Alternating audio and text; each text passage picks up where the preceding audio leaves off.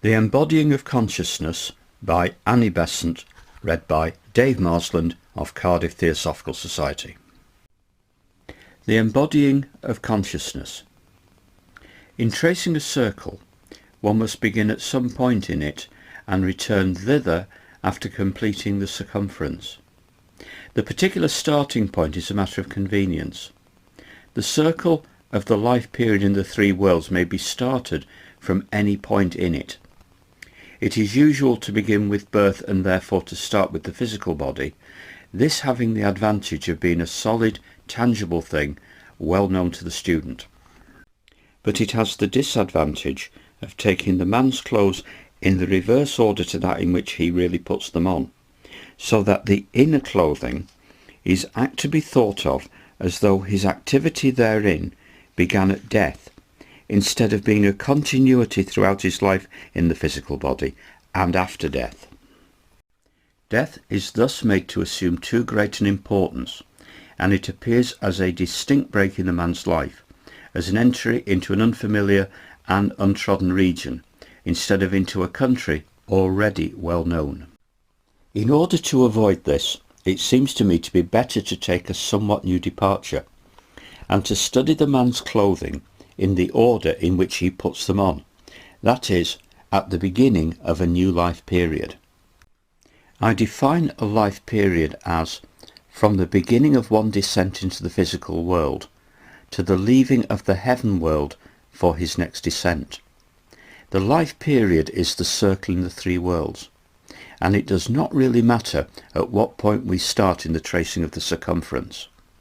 I am beginning with the putting on of the first of a new suit of clothes, because that starting point, though novel, seems to have certain advantages in clarity. A very observant reader may challenge the use of the word circle, because in a circle the circumference is completed when the starting point is reached. The man's life is thereby made the running round a circle over and over again, a proceeding which seems to be unnecessary and tedious. The challenge is just. Man's life is not a series of circles, but a spiral. The curve does not re-enter itself, but is ascending, and when the spot at which the apparent circle began is again reached, the man is above it, not on it. The starting point of the next life period is on a higher level than that of the starting point of the preceding life. Each recurring birthday, to change the figure, finds more of him there than was on the preceding birthday. The life period is as a year. The order of the months remains, but the body, the emotions, the mind of the person is different with each succeeding year, although certain stages of succession may be recognized stages of growth and change. With this explanation of the reason for the change from the starting point usually adopted, let us consider the man at the end of a life period, when he has assimilated all the experience which he brought into the heavenly world from his latest physical life. His mental body is worn out, and he has no further use for it. The immortal spirit, the man, draws into himself all the increased capacities created out of mental, emotional and active experiences gathered in the lower worlds, storing up these as powers and weaving them into his own equipment.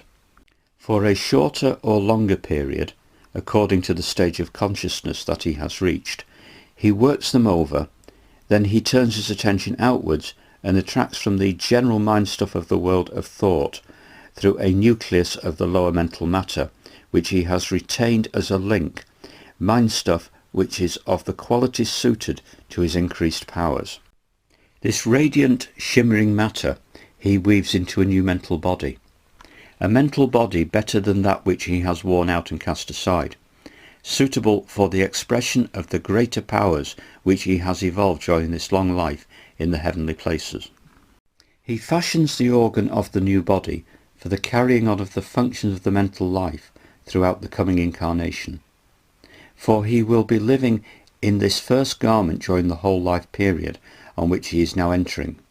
Day and night, year in, year out, he must live in this, and through this alone can he express himself in the lower worlds. It seriously limits his self-expression, be it remarked. In the first place, it is a new body, shaped out of matter drawn from the mental world, from its solids, liquids, fire and air. It has not been with him through his former experiences, and therefore has no memory of them. It is a fresh creation by his artist powers as an immortal spirit. If he is well evolved, he will be able to impress upon it something of his own memories, something of his own loftier powers, which, flashing into the physical brain, we call genius. He is the superconsciousness in the highest sense of the term. We now look at him as the creator of his lower bodies, his clothing in the lower worlds. I should add that until he is himself well evolved, he is guided in the use of his creative power by the devas, the angels of his own world, the higher locus, the higher heavens. As it is written in the Brahadaranyaka Upanishad, the devas offer faith to this fire. From this offering, King Soma springs forth. End of quote. The faith is the nucleus of mental matter retained by the man. King Soma is the new mind body or mental body. The student may find the further descent traced in the Upanishads. This mental body is thus the first piece of clothing endued by man when he begins his descent from heaven to earth. It will be seen that there is really no descent. The worlds interpenetrate each other, and heaven lies about us in our infancy and all the time. Only our later clothing shuts it out, and our consciousness cannot contact it through the denser matter used by it in its waking and dreaming states. It is as though we were walking in the sunlight, but put over our eyes a thick cloth.